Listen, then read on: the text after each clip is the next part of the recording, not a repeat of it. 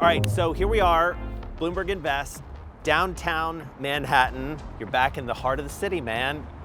Mellody Hobson, she has quickly become one of the most influential people across the sports world. She's got a new fund. It's no surprise to me that she now has entered the world of sports and she's building a world-class team. So Denver Broncos and the Denver NWSL team. She's in League One volleyball, Chicago White Sox. She's all in on sports like we are.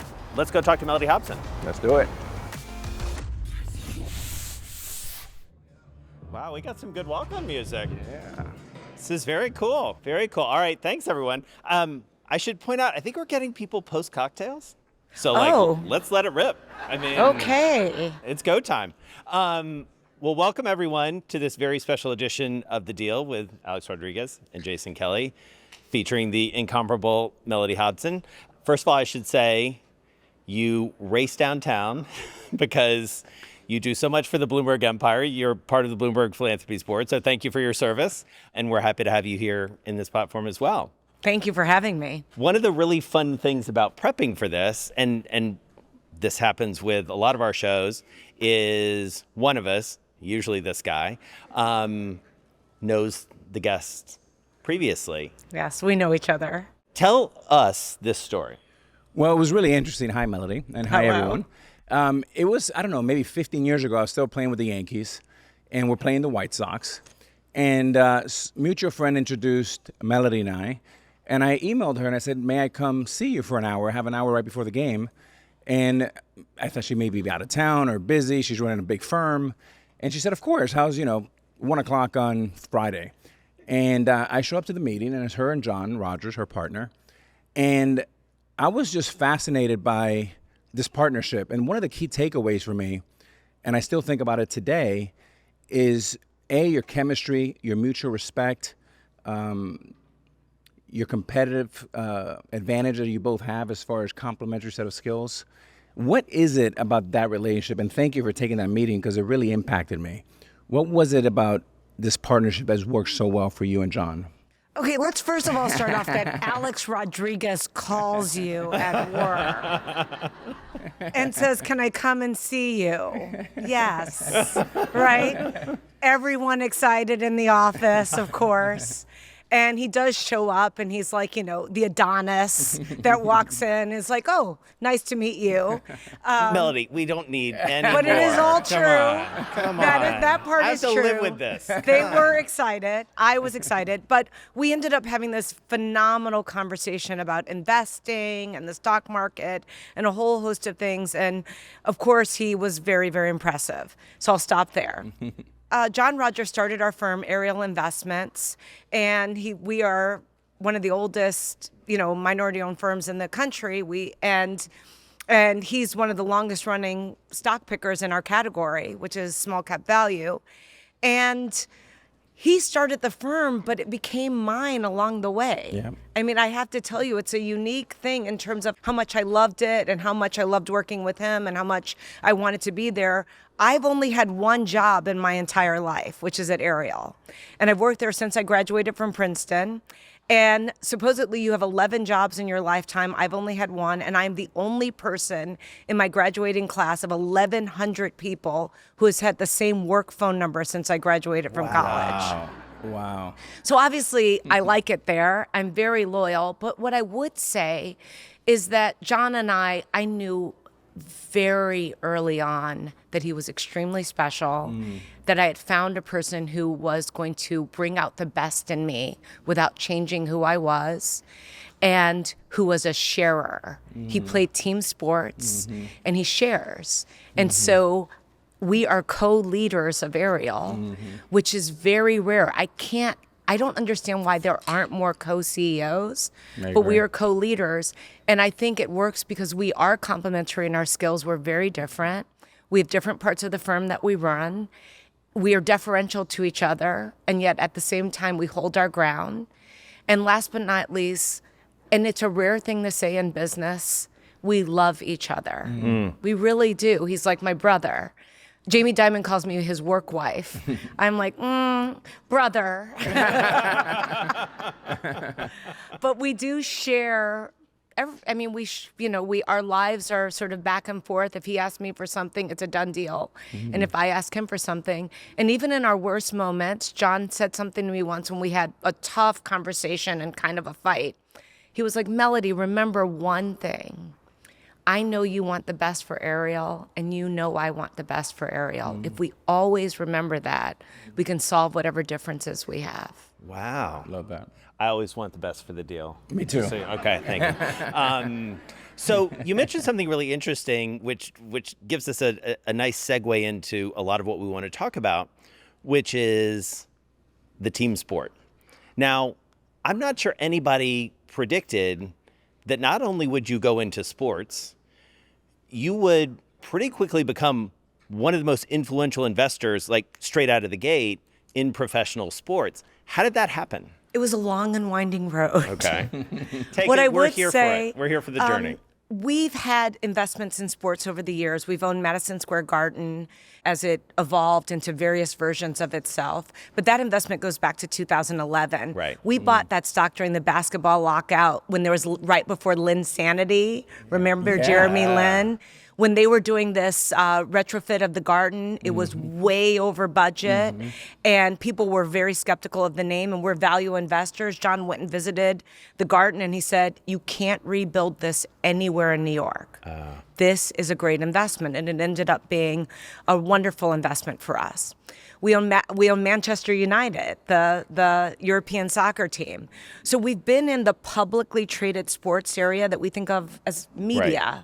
A media business. Interesting. And then personally, I crept into sports. So secretly, and Alex knew this, I bought into the Chicago White Sox years ago, but I swore all the owners to secrecy. Yeah. I said, you can't ever talk about it. I told the commissioner, because I didn't want anyone to confuse it with Ariel. And then John Rogers had been a longtime owner of the Chicago Sky from 2005 when they came to Chicago. Right. And then for me, the news around me in sports was when I bought into the Broncos. Right, of course. Why? They're great businesses. You realize the uniqueness of these assets and the value that is being created in these businesses, and the fandom and the sponsorships and the media rights, all of it very quickly became clear to me. Wow. Yeah. And I then realized and had someone say to me about a year and 15 months ago, women's sports. And I've been doing a little bit in women's sports as well, quietly. Right. WNBA investment, and then also League One volleyball. Yeah. And that on my own, just dabbling. And when they said women's sports, I started to study women's sports like an 11-year-old studies baseball statistics. And I got dangerous in seeing up arrows on what was happening in attendance, in sponsorships, in media rights, in girls playing starting at young ages. Everything was pointing in the direction. 8.4 million kids in high school play sports. 41% of them are girls now, which most people don't realize how that gap is narrowed.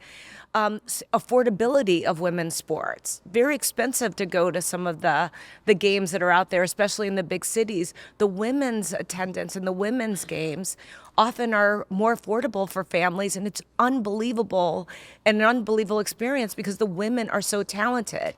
And then, of course, you saw this inflection point. You saw the NCAA finals last year with Caitlin Clark, 5 million more viewers for the women's finals than the men. And then we've seen it in so many other areas. Think about the Olympics and the big names. No disrespect. Lots of amazing athletes, but some of the women were the biggest names. And I just said, we're going to drill down on this, and ultimately saw a real opportunity. And I said, go big or go home. Always. Let's do a big fund in this area. I do have a follow-up on that, Mellody, because I've been studying you and John Rogers for years. And you have your turtle, which means you guys are patient and you're selective, and when you see a big pitch, you go for the fences. But you've made a lot of money in your firm over the years in being a contrarian.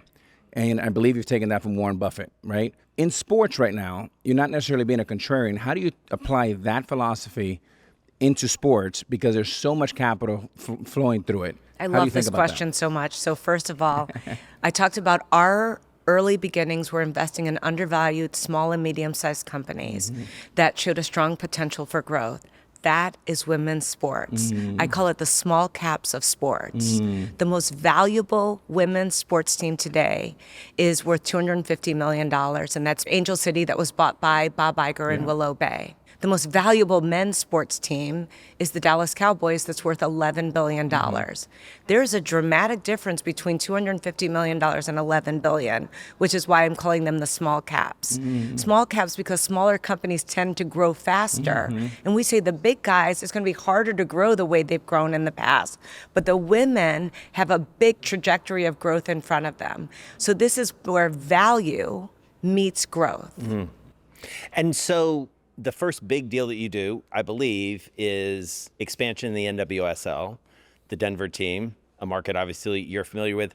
Walk us through that deal. I mean, we've interviewed several NWSL owners, including Randy Chastain over at Bay FC. We both know Willow Bay very well and her investment thesis and Bob's on Angel City. What was the case here? Because those expansion fees, while yes, on a dollar per dollar basis low, those expansion fees have grown very fast. I mean, we've seen it over the years. So walk us through that case. Okay, so this came to us in a very unusual way. So after the Broncos deal, a lot of people have just come to me on sports, just personally, thinking, maybe you would look at this. Lots of teams, lots of opportunities. So I'm giving a speech in Florida at a conference. 2 people come up to me at the end of the speech. We have not announced what we're doing in sports, and we just have this skunkworks group working on this inside of Ariel. We hadn't even told our firm. Wow. So there were only 2 or 3 of us working, maybe 3, working on this. So 2 people came up to me. One said, I'm trying to do a WNBA expansion team. And the other said, I'm working on NWSL soccer team. It was just fortuitous because I knew what we were working on, right? I followed up with both of them. And Denver, we started to do the research on Denver. We looked at, first of all, the market. And we looked at the demographics of the market, which seemed to be very, very favorable to women. Think outdoor. We also looked at the socioeconomic, the average income in the city. That was favorable to season ticket sales. We learned of the locations of a potential stadium. We did a lot of work on why do we need a stadium? Why wouldn't we? And then we saw the stadium made sense. We got excited about stadium rights. I always knew stadium rights made the ownership more valuable because of the other events and the like. And so there was a lot there that was just adding up. And then we said, we need to come in big, and they were willing to move the cap table around for us. And ultimately, I will say we saw the lead investor, Rob Cohen, and thought, this is a good guy. He's been able to demonstrate success in the building of his own business. And we just, when we did the work on the opportunity, we said, the math looks good. And I always say math has no opinion. You follow the math. Now, just to give you a sense of why we think we're right, in 3 days of publicly announcing, we sold 5,200 season tickets. Wow. Now, since then, that number has gone up a lot more. And I have to tell you, that was way past our best case scenarios and even our own modeling. We also are launching a team with sponsorships in hand. There are a number of things that we're doing that just were unprecedented. Why were we okay with the expansion fee, which has gone up? We're turtles. We're thinking long term. As I've gone out to people, I said, my strong belief is you want to own these teams in a decade or 2. They will be very valuable businesses. The other reason that we were comfortable, we were the 16th team to expand. I call it Sweet 16. We looked at the expansion fee and realized the owners of the teams share the future expansion fees. So that puts a floor on even your valuation if you think out how those teams will expand over time. Then you get the upside from the media rights and things like that. And even though the media rights, they will be renegotiated soon, they don't get locked into the same kind of 10-year contracts that other sports do, because many of the women's leagues have been able to negotiate deals where they can reopen negotiations with viewership milestones. Yeah. So you're in soccer when it comes to this fund. Where else are you looking? Is this mostly team stakes? Is it the ecosystem? Like, what's sort of the window of We have three opportunity buckets. here? We start off with major league sports, so owning teams. Then we've obviously accomplished that first with Denver, and we're looking in other areas. We'd like to also be in Europe, by the way, not just in America. The next bucket we have is, we call it emerging leagues and junior sports. Okay. The junior sports is a powerful business because of the number of young people and the families' commitments to sports is huge. Huge. And then the last areas we see as related or ancillary businesses that benefit or grow through the growth of women's sports. So Ariel is one of the top tier firms in the country, around the world, right? And John and you are both, world-class investors. But if I'm an institution and I'm coming to Ariel, I'm saying, okay, what do you guys know about sports? One, I know you're building a world-class team, but how do you source deals? And are you confident that you can get enough deals for Ariel and for your investors? Well, first of all, I have to tell you, what we're saying right now is Jason Wright, who's running this for us, who's a superstar. Huge get. Superstar. Everyone's asking me, how did you get Jason? Jason, if he were here, he would tell you the fish are jumping in the boat. Sourcing deals is not our problem. One of the reasons that I think we have a distinct advantage is that the leagues want gender and racial diversity and ownership. Notwithstanding the mood of some of the conversation that is going on in our country, if you're starting women's teams and leagues, it would be great to have some women and people of color involved. And I think they see that's a priority. It's really important. And then to be able to go in with the resources at scale, I think is very, very helpful. And I think they see a couple of things with us, which is different. If you're starting a team from scratch, like Denver, Jason ran the Commanders, has that experience. We bring operating expertise to the conversation where you don't have to learn trial by error. So everything from recruiting the leadership, it's this recruiter and it's this person at this firm. That's the way the conversation goes, as opposed to there are 5 firms in front of us, what should we do? Or you're building a stadium and Jason has had that experience. So this operational excellence is highly valued. And that I think is being sought after. I also think our brand and reputation is helping people to come to us where they say they have access to lots of people, relationships. That might mean sponsorships. That might be a whole host of things that we can lean into and help in the growth because it will be in our best interest. And so let's talk about Jason Wright for a second. This is a name, just to give the audience who doesn't know who he is a little bit of backstory. Played in the NFL. 7 years. Worked at McKinsey. I believe, went to be Youngest partner at McKinsey. Exactly. Then goes to run the Washington Commanders. No slouch. First black president of an NFL team in 105 years. Right. And if you can run the Commanders in that era, you're doing something. You can. There's nothing that can surprise Successfully. you. Yes, very successfully. So what are the conversations? How do you get to him? How does he get to you? Like, how does that come together? Okay. He's on a panel at a conference that I'm hosting, and we have presidents and CEOs of teams, Seth Marshall, Kevin Warren. Dallas Mavericks, Chicago Bears. Exactly. Like, these are and high caliber Jason people. is there, and all of a sudden I am listening to him, and I've been working on this project. It's September, and I was like, I got to get to him. So I go up to him at just an event like this, and I said, I need to spend time with you. And he's looking at me like I have 3 heads, and I'm very aggressive about it. And by the next week, we are meeting in New York. Wow. And I said, I have this idea, and I know you are very much in demand. And I had heard he was leaving. That was public. And I said, I think we're going to do something that is literally a game changer. And I think you would be great working with us. And so we spent a little bit of time going back and forth, not a lot, actually. You'd be shocked.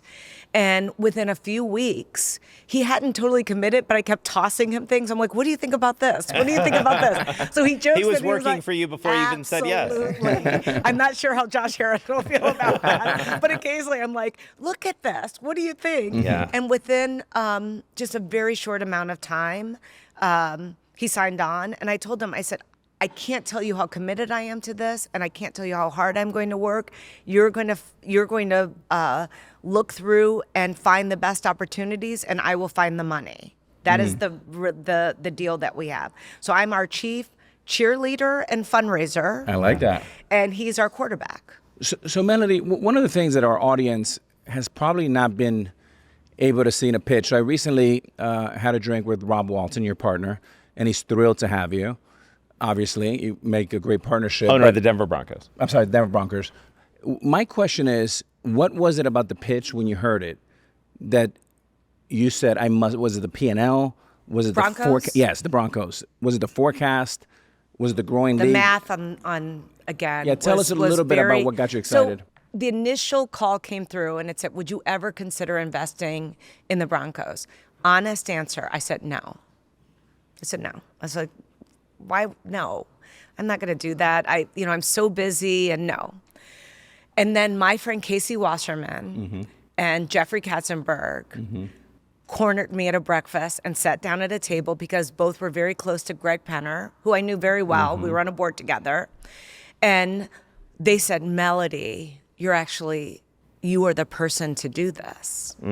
And so, I'm sitting there and I'm being very open and I'm like, maybe I don't see something. And the no wasn't out of this is a bad idea. The no was out of capacity and a whole host of things. And Casey got me and he's like, Mellody, you know how you feel about financial literacy?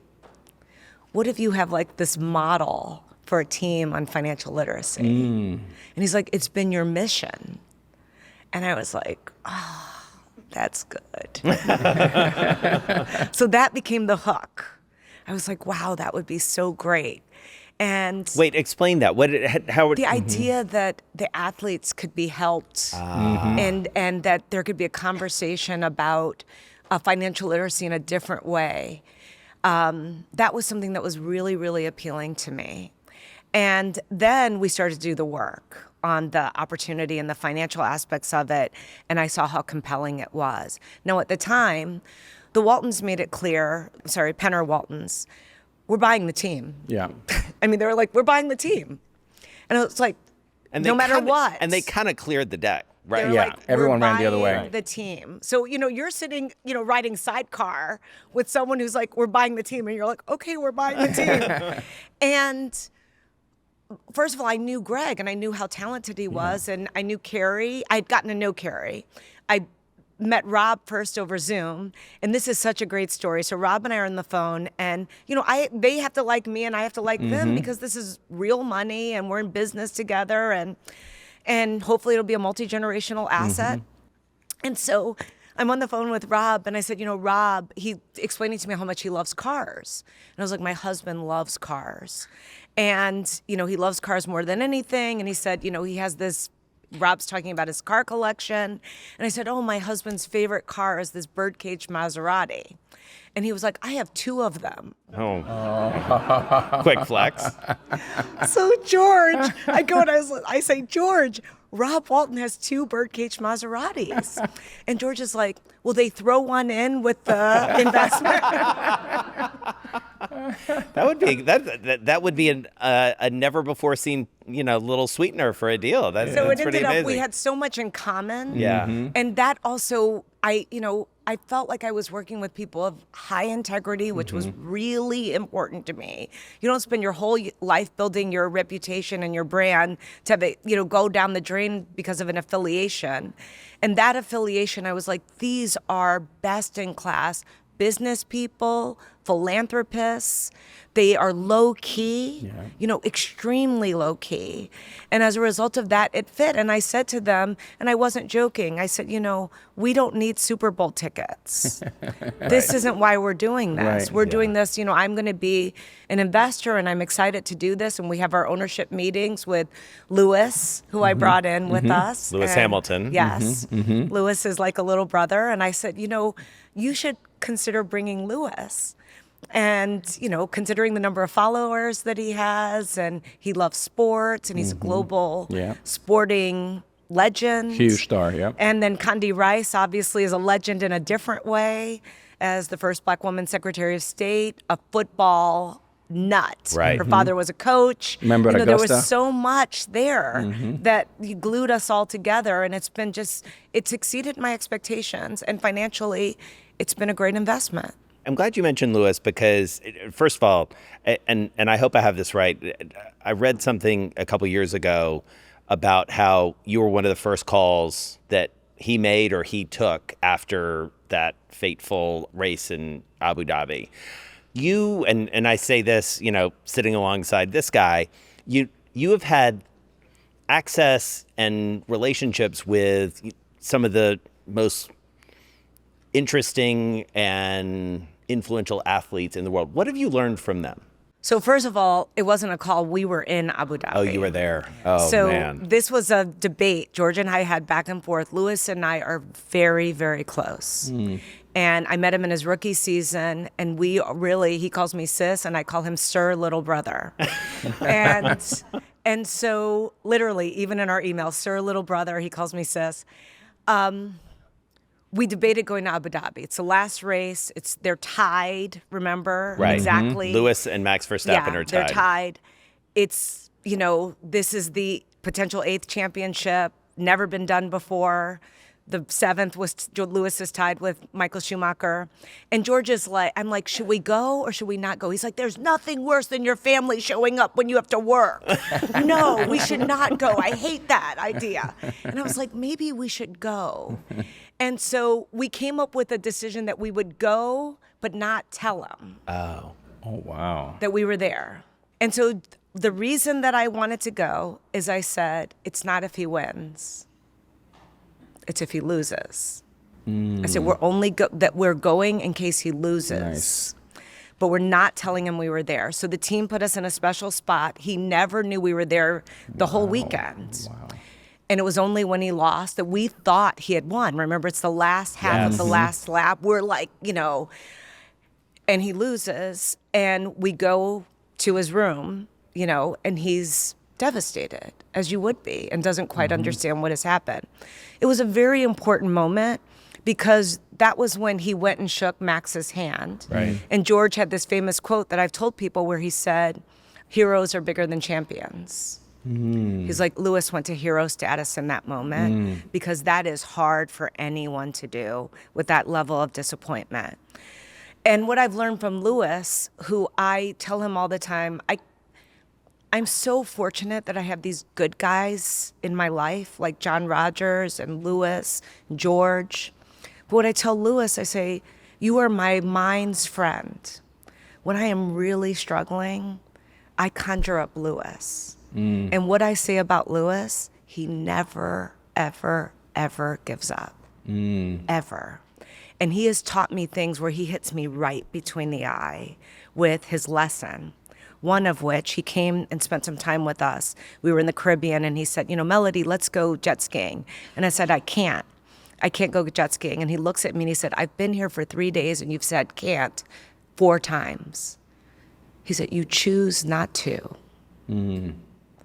Wow. And he's like, can't is not a word you use. You choose not to. He said, your language is very important, Mellody. And you have a young child. You choose not to. So I looked at him and I said, well, I choose not to go jet skiing with you. But it was a moment. And then the second thing he taught me, he said, he only speaks positively to himself in his head. And that was something, that's a hard thing to do. He's like, Mellody, only speak positively to yourself in your head. Never give up. You don't use can't.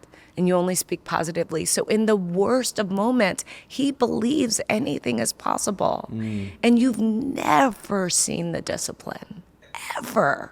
I mean, this discipline is insane.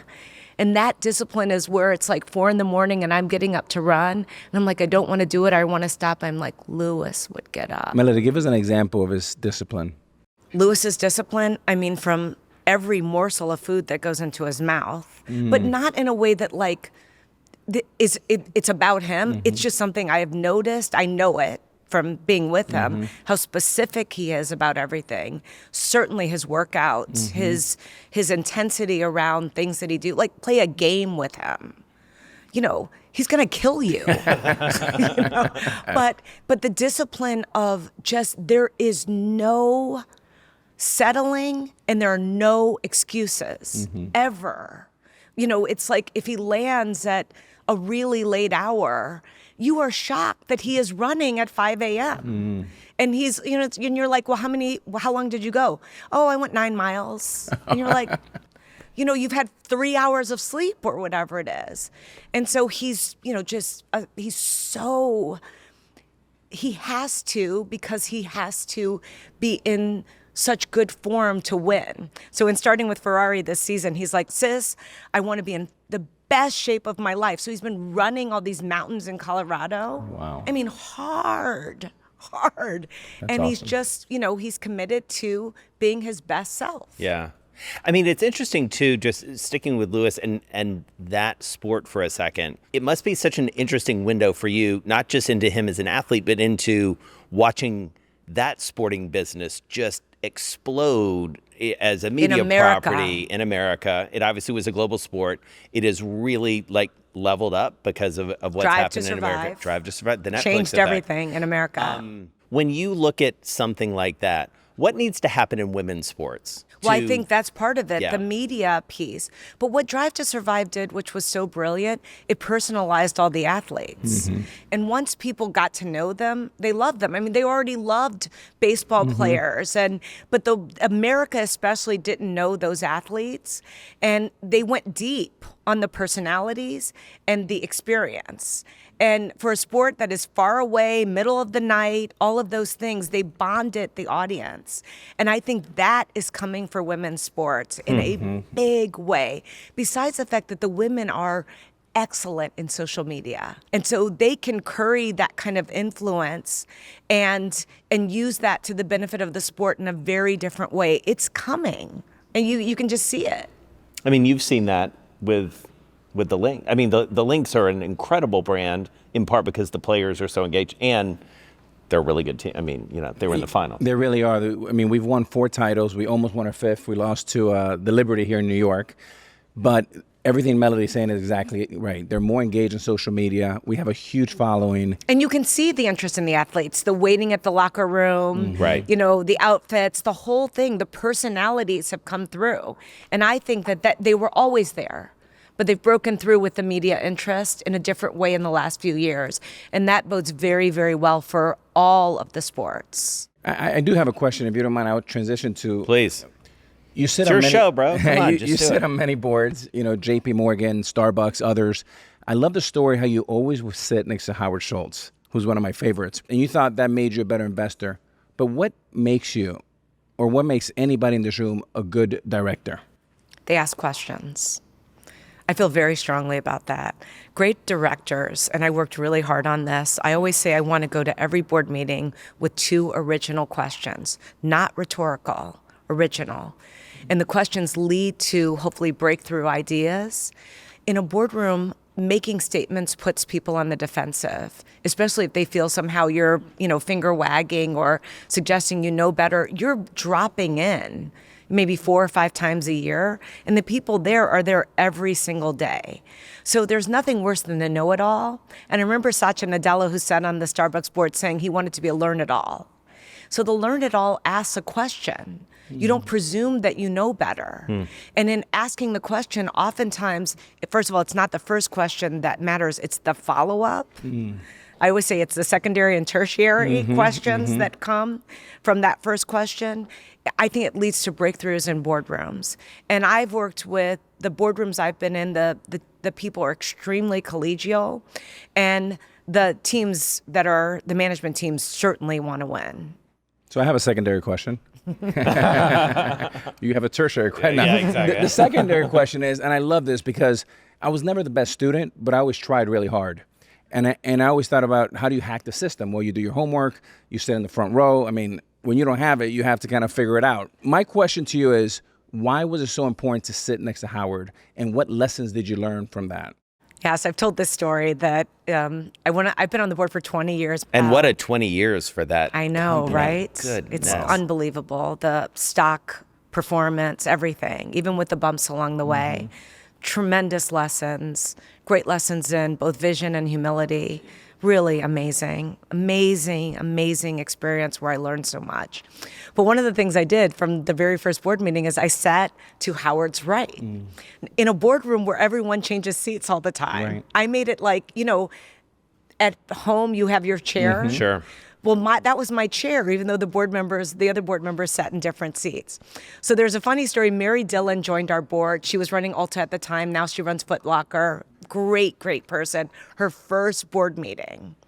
I walk into the boardroom. She's in my chair. Oh, boy. Oh. And I'm like, and I know Mary from Chicago. I'm like, she's in my chair. And so I literally took a chair.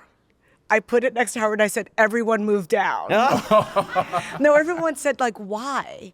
Because one of the things about sitting next to him that I wanted to absorb was, what did he react to in a board meeting? And so if someone spoke and said something, I would note, like, why is he writing now? Like, what was said that he thought was important? Or how was he sort of running the meeting? And I literally felt the closer I could sit to him, the more I could learn. And it sounds a little creepy, but I really, for 20 years, I sat in the same seat. Everyone else sat in a different seat. No, Howard never knew that until I was giving a speech introducing him.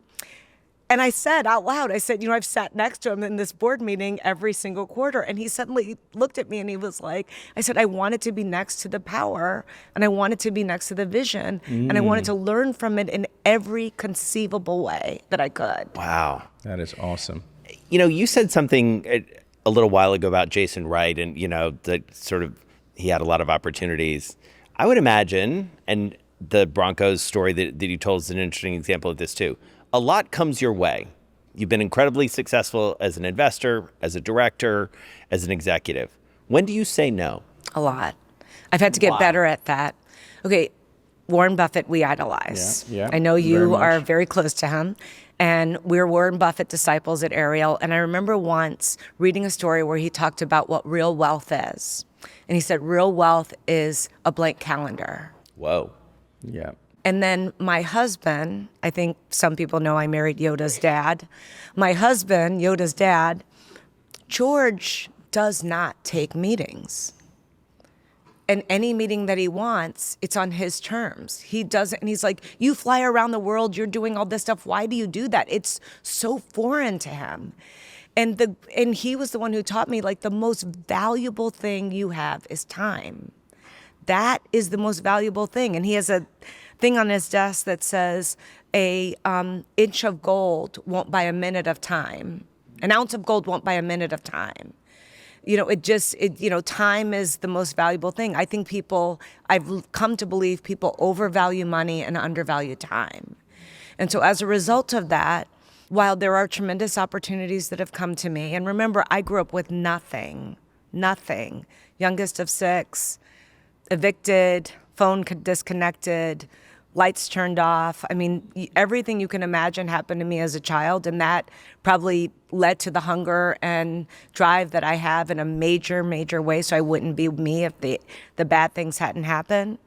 But one of the things about that is I don't take any of these opportunities for granted. I have never been one of these people with swagger.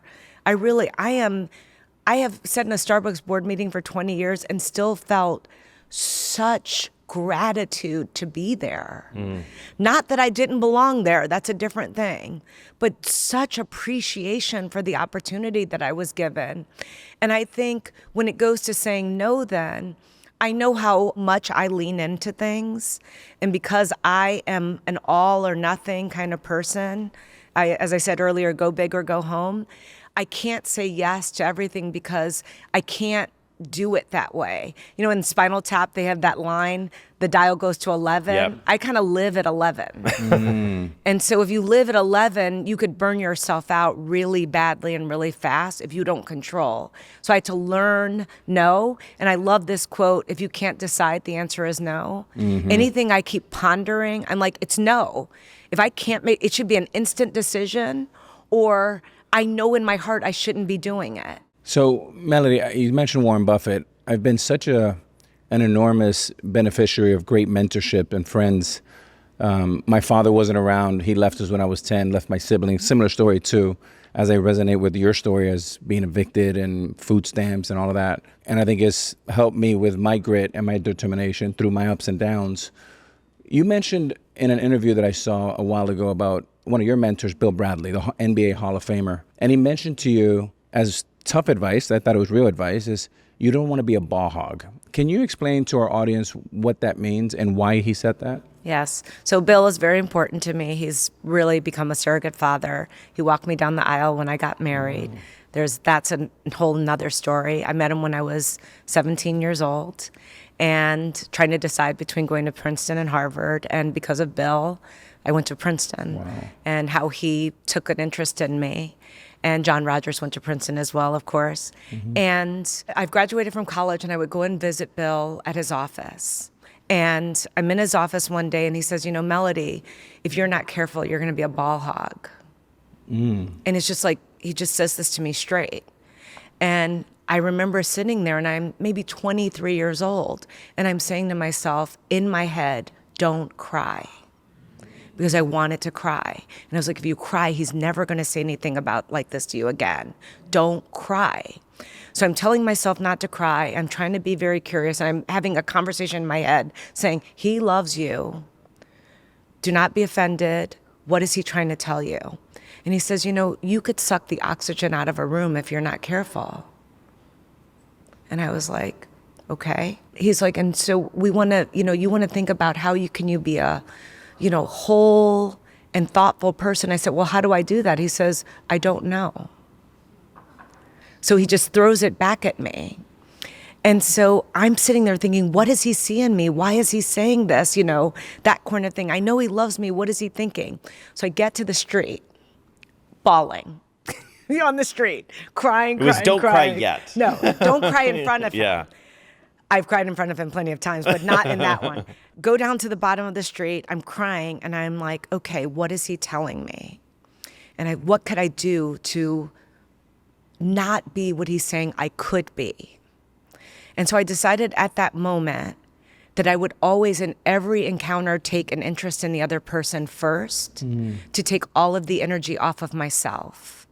So if you have spent any time with me, and you have, I will ask you so many questions about your two girls or about your life or anything like that, so I can invest in the other person and they don't feel that I am sucking up the oxygen in the room.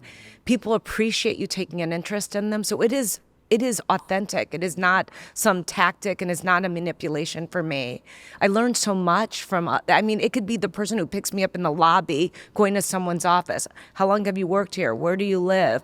You're right out of school. Where did you go? Lots of things like that. People really do like you taking an interest in them, and you learn stuff.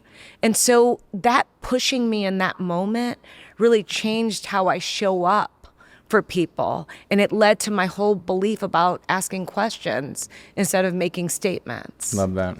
All right, so we're going to end up by asking you some questions, rapid fire. Do you have this? Yes. You ready? All right. So we'll bounce it back and forth. What's one word to describe your deal-making style? Long term. What's more important, your gut or data? Gut. You're doing very well with this rapid fire. Who's your dream deal-making partner? Jason. Jason who? Right. Oh, damn it. I was going to say, we have breaking news. I was like, on this the interview deal. went so making. well. He said deal making. I know, but I mean, maybe I made an this is the impression. deal. In terms of deals, Yeah, investing okay. is John in terms of public companies. Okay. Mellody, question number 4. What is the best piece of advice you've ever received on deal making or business? Don't ever make an important decision based upon money. What's the worst advice you've ever been given? Make yourself seen or heard. There's a good one. You ready for this one? What's your hype song before a big meeting or negotiation? I will survive. What's the most important trait you look for in a board member? Ethics, smarts, and team player. They can get along with the other people in the room. You can only watch one sport for the rest of your life. Which one is it? F1. Whoa, okay. That's the first time we've gotten that. Yeah. Okay, good. Good deal. What team do you want to see win a championship more than any? Mine. Whichever one that may be, because now you've got a few. This has been incredible. Thank you for having me. All right. Thank you, we Mellody. really I appreciate admire it. you both. Thank you. All right. so much. Mellody Hobson, everyone. Thank you.